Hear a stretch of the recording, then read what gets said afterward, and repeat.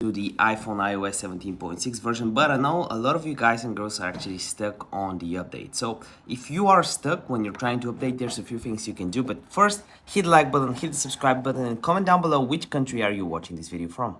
Let's start. So the first thing you want to do is go over to your settings. You want to click on General, head over to Software Update, and you want to make sure that you can just update it. If that doesn't, you want to also make sure that beta updates are off. This is the first step you can do. The second step is going over to your settings. You want to go to the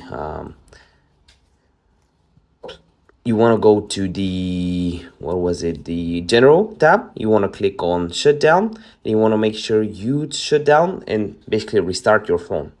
Next step is going to transfer or reset your phone and just reset all your network settings, but that's after you back up your phone. Another option is just switching on and off your mobile data, and that's pretty much all you can do. If you still have the issue, let me know in the comment section down below and I'll try to help you out. I reply to every single comment. See you next video. Bye.